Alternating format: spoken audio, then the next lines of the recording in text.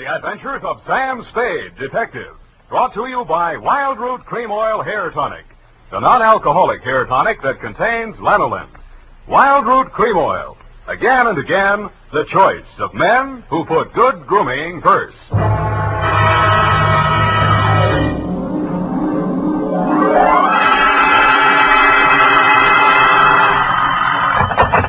Spade Detective Agency.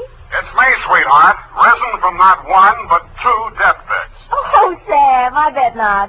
You wouldn't take that lying down. Oh, Effie, you made a joke. Well, you did first, Sam. I did not. Oh, you mean you actually Now, don't were? pin me down. Anyway, I was present at two dying declarations. Would you believe, Effie, that a man could say something that wasn't true at a time like that? Oh, no. You mean a man will be lying on his deathbed? Oh, Effie, you made a joke. Oh, Sam, now stop it. I don't know It's all right, Effie. I forgive you. You can atone by telling me how wonderful you think I am. I think you're... That you may do when I arrive at a trice to dictate my report on the deathbed caper.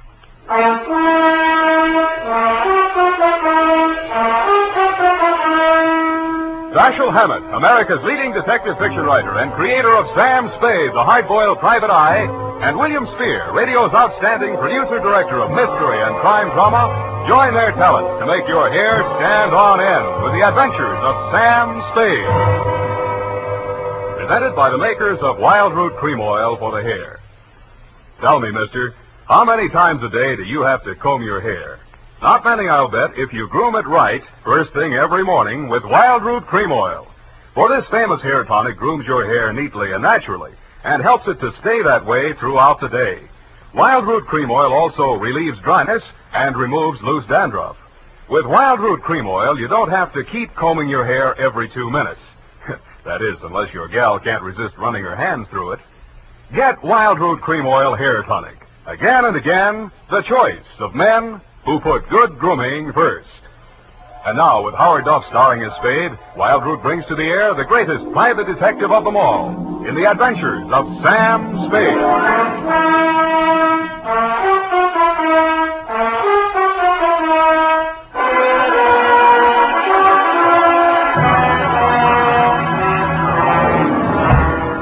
Many brave hearts are asleep in the deep. Sam, you're a sailor. Captain Sam, there's the brig for you. You got your logbook handy, gal? Oh, yes, Captain. So beware. That's awful deep.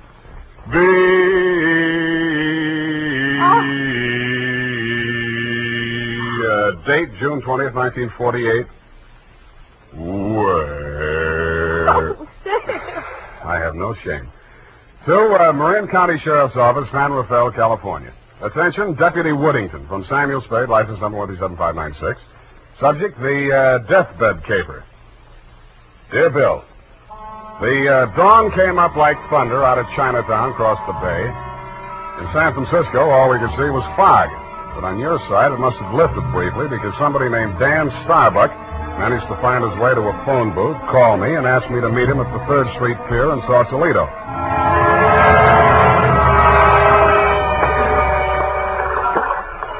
I didn't see him when I first got there. I didn't even see the pier. It was too foggy. But in the glow of the neon lights in front of the Viking saloon, I saw a man who seemed to be waiting for someone. He was a big guy with a good face, with plenty of worry on it. Mr. Spade? Yeah, Mr. Starbuck? Dan Starbuck. Come on down to the end of the pier. I'll explain as we go along. We gotta hurry. You act hot. You wanted for something? What? Not yet. What's the caper? Well, my brother's out there on his yacht, the Marguerite. He's dying. When he's dead, they may call it murder. I want to be there with a witness. That's you. In case he has anything to say about who did it. Who did? They think I did. Did you? Well, honestly, I don't know. It happened the night before last. I went out there to see him. We've hated each other for years. We've both been drinking, and we drank some more. Then there was a fight. I drew a blank somewhere. Next thing I knew, it was around midnight. I pulled myself together, went into his cabin. Gordon was lying there with his head all kicked. I realized I was covered with blood, and I was holding something in my hand, big glass paperweight. I dropped it. I got out of there fast, swam ashore. I planned to tell you a different story, but that's it. You want the job or not? You think you'll make a deathbed statement that'll clear you, and you want me for a witness. Yeah, that's it. You got a lot of guts. I'm hired. Good. Halverson? You down there? Halverson! Who's Halverson? He's the boatman. He'll row us out. Halverson! Hey, Nils! Johnny? Yeah. Is that you, Casino? Sure. Can I do you some favor? I want to go out to the Marguerite. I can't find Halverson anywhere. Oh, I guess I can take you. Are you sure that Yeah, I'm sure. Sam Spade, Del Casino. He's the bosun of the Marguerite. Glad to meet you. Sam. Any fun at Danny's? Hey, listen, Danny, you sure you want to go out there? Any reason why you shouldn't? Well, it's up to him. In his place, I would be on a freighter from China, way out there where the fog is more thicker. No, it's all right, Casino. I know what I'm doing. Well, your friend, you excuse me, your name? Spade. You pardon me, I better ask. The police don't want you for nothing? Not yet, but don't make book on it. Push us clear, Danny.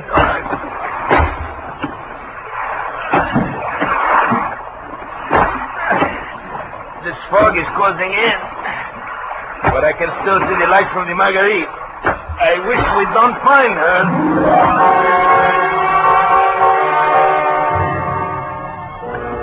But we did. She was wearing clam diggers, an off-the-shoulder T-shirt, and was leaning against the rail as the dinghy pulled past the police launch and nestled in under the ladder of the yacht. Del? Del, is that you? Yes, Miss Starbuck. Who is that with you? Keep quiet. Del. Del, what are they saying ashore about... Oh, I thought you... You're Mrs. Starbuck? Yes? I'm Sam Spade. I'm from San Francisco. I'm a detective. Your brother-in-law's in the boat.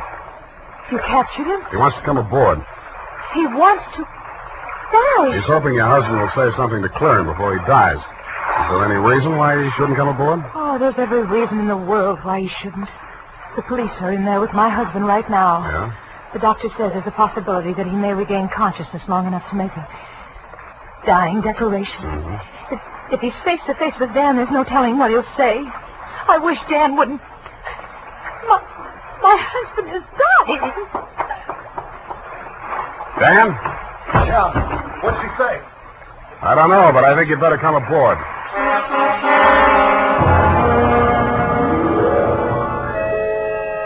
He seemed almost delighted as he swung his weight up out of the dinghy and climbed the ladder.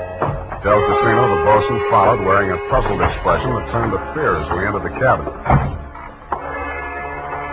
The yellow glare from the lamp swinging overhead was almost blinding to walk into out of the foggy night. The first thing I focused on was the bunk that held the dying man. His head was heavily bandaged, his skin was chalk white, and his lips were beginning to turn blue. The room was tense with waiting. Ranged around him in a semicircle were the supporting players. 2 doctors, 1 family type with a nurse, 1 police medic without, 1 sheriff with cigar, 1 police stenographer, female with pencil and notebook poised, 9/10 of a widow, and us. At 18 minutes past 7, somebody moved. The dying man. The 2 doctors rushed forward, took his pulse and blood pressure. Miss Scott, adrenaline 3cc, chlorine 1, so... All right, Sheriff, he's conscious now, but you'd better hurry. All right, Mr. Starbuck, you can hear me all right? Take that down. Can you hear me? Affirmative answer. Now, Mr. Starbuck, we have to ask these questions. 1, what is your name? Please try to answer. What is your name? Gordon M. Starr. You got that? What is your name? Gordon M. Starr. That's close enough. Fill it in later. Now, Mr. Starbuck, where do you live? Where do you live? I'm dead. You got that? 1277 Marymount, Pasadena. Hey, Now, Mr. Starbuck, let's try a little harder. This is a long one. Have you been injured, and what was the cause of your injury? Yes. Hurts my You got that? Affirmative. Now, the second part. What was the cause of your injury? head. Huh? Head on head. Do you believe that you're about to die as a result of your injuries, and have you no hope of recovery? I know. No hope. Now let's get to the point. Who inflicted said injuries? Hey, Mr. Starbuck, please, you haven't much time, you know. Go away. Doc, is there anything you can do? I'm afraid not. This is ghastly. Can't you leave him alone? Can't you let him die in peace? What are you afraid of, Maggie? What are you afraid he'll say? All right. All right, tell them, Gordon. It was Dan that struck you, wasn't it? He was jealous. He always hated you for marrying me. It was Dan. Now, Mrs. Starbuck, I know how you feel, but we can't allow this sort of thing. Please step aside so we can finish up here. Mr. Starbuck. Doctor? Very low pulse. I'm not sure whether... Is Dan here? Here I am, Gordon. Tell him the truth. Do you identify this man, Mr. Starbuck? Yes. Yes, my brother. Dan. Yeah. You got that, brother Dan? He's lying. He's lying. Gordon, you know who did it. Why don't you tell the truth? What do you got to lose now? Nothing. I'm finished. You finished me. Gordon! Gordon, not yet. I'll come back. Doctor, cancer. He's dead. Well... Okay, Doc.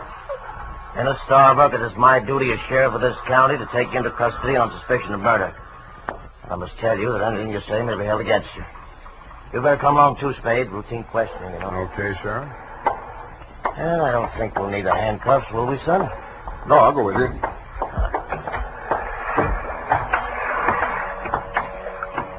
Yes, indeed, son. It's always smart to come along quietly. Yeah. Oh, this is the fellows. Hey, Sam, come back here. Use your hand.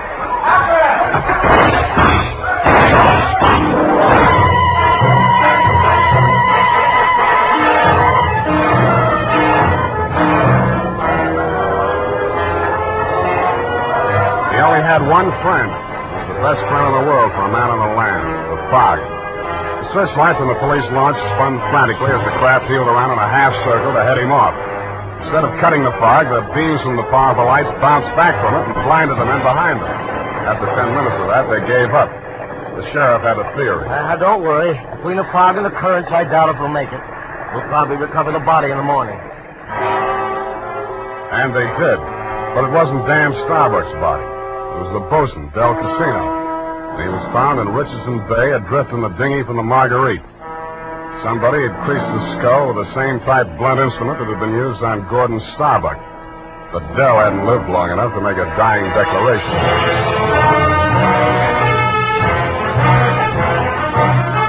The makers of Wild Root Cream Oil are presenting the weekly Sunday adventure of Dashiell Hammett's famous private detective, Sam Spade.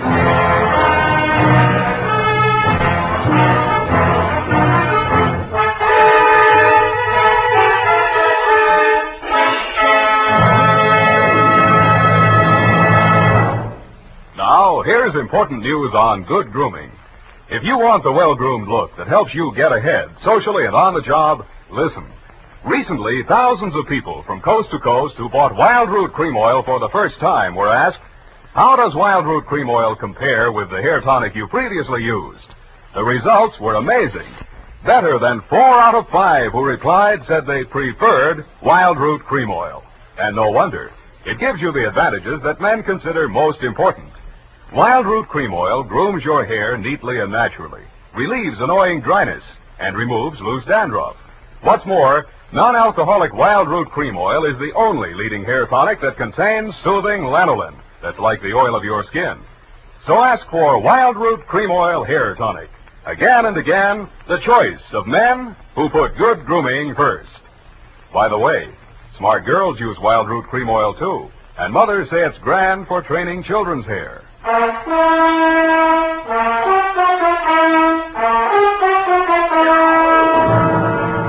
And now back to Caper with 2 Deathbeds. Tonight's adventure with Sam Spade.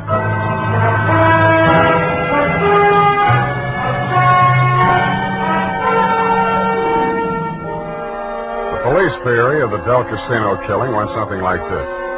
casino had shoved off in the dinghy to join in the search for Dan Starbuck, had rescued him and been maced for his pains. Also found in the dinghy, but not as yet worked into the police theory, were 2 items. 1, a waterproof wallet containing the seaman's papers of one Nils Halverson. 2, a tattoo mark on the right bicep of the deceased. A small heart with a name in it, Maggie. The brand new widow of the same name was waiting in my office when I got there the following afternoon. Hello? Hello to you, Mrs. Starbuck. What can I do for you? Mr. Spade, I know very little about the ethics of your profession, and... Well, are you still working for Danny? If you mean do I know where he is, the answer's no. Oh. I hoped you'd say that. Why? Because I want you to work for me. Need a new bosun? You needn't have put it quite so crudely. No, I needn't. Since your work is confidential, I'll admit I've done a few things that... Well, it's all too true. My first mistake was marrying Gordon Starbuck when I didn't love him. And I should never have let myself fall in love with Dan. I certainly should have known better than to let Dell fall in love with me. What about Nils Halverson? And me? Well, hardly. No. Nils Halverson was employed by my husband for various odd jobs whenever we put in at Sausalito. Mostly he'd row the guests out to the ship. He rowed Danny out the night my husband was killed. At least I think he did. I didn't actually see him. Where's Halverson now? I don't know. He goes off on drunks for days at a time, but I have a feeling that someone has paid him to disappear. He might have overheard something. Hold on a minute. You're going too fast. Are you, working up to a confession? Oh, no. It's just that I'm afraid a great injustice may have been done to Danny. After all, Mr. Spade, a man who's dying, I don't see how he could be altogether in his right mind. Do you? The law says he is if he knows his name and address. A deathbed accusation is the strongest evidence a lawyer can shove at a jury. You can't cross-examine a dead man, and most people have the quaint idea that a man on his deathbed is a lot more truthful than he was when he was hale and hearty. Then you think Gordon may have been lying? Could be, or wool gathering, or picking up some of the lines you were feeding him. Oh, I was just afraid he might die before he... You see, I thought I might shock him into saying yes or no. He could have said no, couldn't he? Well, make up your mind. Oh, all I know is it's on my conscience now. If we could find old Halverson and force him to tell what he knows. He's a very strange man. He's devoted to me. If the police find him before I do, he might refuse to talk out of a mistaken loyalty. To you? Well, I meant if he thought I had anything to do with the... Well, he's very strange. I told you that. What makes you so sure he's alive? Why wouldn't he be?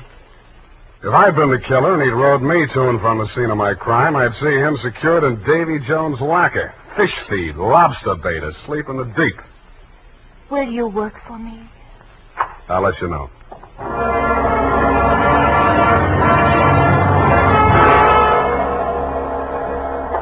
I didn't have time to get tattooed, but the rest of me was marinated enough. On my head, I was wearing a dirtied-up yachting cap. And the rest of me, I was wearing a pea jacket, dungarees, and sea boots. I was also wearing clamshell number 5 as I rolled up to the Viking saloon. Well, what did it be, mate? Akavit and Varta. Have you seen my cousin? Your cousin? Who's your cousin, Prince Valiant? No, my cousin Niels Halverson. Niels Halverson. Oh, no. You're Neil's cousin, are you? Yeah. Well, coming from the old country? Yeah, Minnesota. By you, Minnie. Well, no, he'll be right glad to see you there. Where is he? I don't want to say this too loud. Yeah. Bend over there. Yeah? He's in trouble, you know. Oh, yes. I got him holed up down below. Oh, yeah, come on. Well, by golly, I sure been glad to be going to see my cousin Niels. Niels Halverson. Drop the axe and get Jones. Hey! Okay, Joe, I'll take over from here. Easy. Okay, Danny, my boy. I got his gun. But watch him now, watch him. He's full of smorgasbord. Well, Spade, you're the one person I didn't expect to see. But I'm very glad to. Yeah, I wish I hadn't found you. I wanted to find somebody else first. Halverson? Yeah. He's here. Want to see him? That's what I came for. And under here. Watch your head, low bridge. Yeah, here we are. Where? The boathouse under the pier. Halverson used to hole in here to sleep off his schnapps. Where's he now? Over here. Uh-huh. Yeah, he's going to be a long time sleeping this one off. He'd been missing since that night. Nobody knew he was here till last night. I headed for the saloon when I swam ashore. Joe hid me out here. He could still talk then. What'd he say? I wrote it down here. But it's no help. Let's see it. It's just a jumbled word. Marguerite. Merry Christmas drink. My beautiful Helga. Row, row your boat. Now throw me back. Row me back. $20 good and drunk. Fog rolling in. Good and drunk. Gonna be 5 days, no business. Oh, my head. Paint the boat. All crazy stuff. $20. You give him $20 to row you out? I didn't even see him. I swam out. My loving brother wouldn't have let me on board if he'd heard me arriving like a gentleman. $20. Did you frisk him? No. I'll have a look. Oh, I don't... Hey, wait. Huh. Real soggy, but a 20. Now, look here. I'm sticking to my story. I swam out there. I didn't give him that 20. Maybe you didn't. Maybe you You didn't. gotta believe me. I didn't even have $20. That's why I got... Shut up. What's the matter with you? What are you gonna do? Come over here, Dan. What? I don't believe a word of your story, and even if I did, it wouldn't make any difference. Well, what are you... Shut up. You're going to stop talking and listen for a while. I stuffed a gag into his mouth and muscled him over to a piling and handcuffed him to it. He didn't even look surprised. He just stood there staring at me as if he'd lost his last friend in the world. But I wasn't looking at him as much as I was listening to those footsteps on the boards overhead. I waited for them to come back. They did. I walked across the soggy planks to where Nils Halverson lay in the shadows. Nils, I want you to answer these questions again. Now, this time I'm going to take them down. You get lots of $20 and lots of drink. Now then, I know you don't feel so good. You don't have to talk if you don't feel like it. Just nod your head for yes and shake it for no. Okay, Nils? That counts in a court of law as long as there's a witness. Okay. Now, your name is Nils Halverson. Your address is 213 Bayview, Sausalito. That's correct, is it? Nod your head. Good. Good. That proves you're in your right mind. You know you were injured. Yeah. You know the cause of your injury. Hit on the head and thrown over the side of your boat. What? Huh? Not from... Oh, dinghy. Well, it's the same thing. All right. Now, you know you're dying. You have no hope of recovery. That's obvious, but nod your head. That's the boy. Now, Nils, on the night of the 18th, around 10 o'clock, after your usual working hours, you rowed somebody out to the yacht Marguerite in return for which this person gave you a $20 bill. This person is also the person who killed, who inflicted your fatal injuries. It is. Now, the name of that person, if you can possibly speak even in a whisper, so there can be no mistake. Can you hear me? Just say it close to my ear. Yeah? Yes. Yes, I got it. That's all. Now, I know you don't write, Nils, but make your mark here. Come on, I'll guide your hand. There. Now we're going to take... Nils. Nils. Well, anyway. All right, Maggie. Come on in and join the party. Don't try anything. The light's on you. I'm a better shot than you, and if there's a ruckus, the whole saloon will be down on us. They're all friends of Danny's, too. Stop there. Toss the gun. Okay. What's the matter, Angel? You look kind of scared. No. Just disappointed, that's all. Don't give up so easy, sweetheart. I always wanted to take a trip around the world. We might go on the Marguerite together. Yeah, sailing into the sunset, sleeping with our deathbed statements under each other's pillows. Yeah, I see what you mean. I guess it wouldn't work. How much for yours, and what do we do about him? Dan? I'll take care of that. Throw it in with a deal. Okay. But I want it in writing. A little statement to the effect that I can keep under my pillow. Fair enough. Now, all I want from you is a little statement from you to this effect. That you, Marguerite Starbuck, employed Nils Halverson to row you out to the yacht on the night of the 18th, that you there overheard a quarrel between your husband and brother-in-law, and that taking advantage of said brother-in-law's inebriated condition, you sneaked up behind your husband, hit him with a paperweight, and decamped, leaving the murder weapon in Dan's hand. You then started back to shore in the dinghy, and realizing that the only witness who could testify you were aboard that night... All right. All right, I'll sign it. Okay. We'll have plenty of time to put in all the legal decorations later. I'm afraid we won't, baby. You're going to be spending all your available time at the Tehachapi and points west. What are you talking You about? just made a full confession in front of a witness. You heard it, didn't you, Dan? Every word. Oh, if honest. An honest man. Well, I did tell a fib. Now, this is really going to hurt, I'm afraid, Maggie. You see, we didn't actually have any deathbed statement to match yours. No? No. Nils Halverson was a good deal too dead to have made a deathbed statement just now. He's been stiff for 12 hours.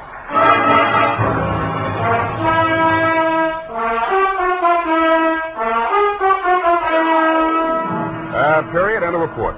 Well, Sam, I'll type this right up because then I'm leaving. Wait a minute, Effie. I had to do it that way. Don't you understand? Of course, Sam, I quite understand. But you object, huh? A cruel, ruthless, murdering, though beautiful woman, foiled by a clever ruse, a great acting performance by the greatest private detective of them all. Is that all? You're still leaving. Yes, Sam, my bags are packed. Well, pardon me for having feet.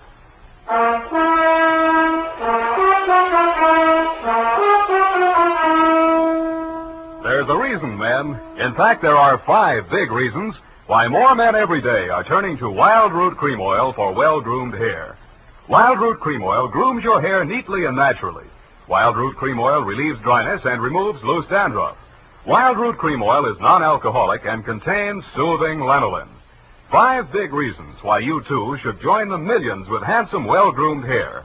Why you should step up to your drug or toilet goods counter and ask for Wild Root Cream Oil. Get the big economy bottle and the handy new tube that's easy to pack when you travel and just right for the office or plant. Also, ask your barber for a professional application of Wild Root Cream Oil Hair Tonic. Again and again, the choice of men who put good grooming first. Well, here it is, Sam. Goodbye. Now, wait a minute, Effie. You can't leave like this, not without... Oh, all right, I'll talk to you while I'm putting my hat on. Well, can't you at least look at me? After all, you should give me a chance to justify... Well, apparently you're laboring under an apprehension. Of course I am. Oh, boy, am I glad I picked the last in June and the first in July. What are you talking about? A vacation. Vacation? You just had a vacation a few months back. Well, Sam, that's a year. Well, if you want to take advantage of a legal technicality... Now, Sam, don't say goodbye, man. Well, it's customary, I suppose. It's lucky that some of us keep our nose to the grindstone, our ear to the ground, an eye to the future. Huh? Television's just around the corner, you know. Oh, Sam. Come here, sweetheart. You look lovely in it. Come here. Have a wonderful time. Oh, Sam. Oh, Sam. Yeah. Now, go on. You miss your train. Where are you going? To Los Sierras. Well, just so you don't go to Kanab, Utah. All right, Sam. You know best. Good night. Good night, Sierra Sue. Now, who can we get for that part next week?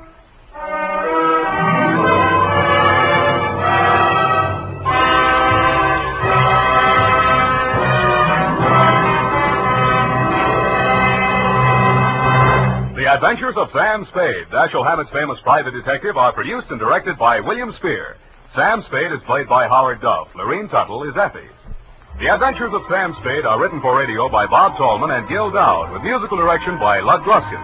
Join us again next Sunday when author Dashiell Hammett and producer William Spear join forces for another adventure with Sam Spade, brought to you by Wild Root Cream Oil. Again and again, the choice of men who put good grooming first. This is Dick Joy reminding you to get Wild Root Cream Oil, Charlie. It keeps your hair in trim. You see, it's not alcoholic, Charlie. It's made with soothing lanolin. You better get Wild Root Cream Oil, Charlie. start using it today. You'll find that you will have a tough time, Charlie, keeping all the gals away. Hiya, Baldy, get Wild Root right away.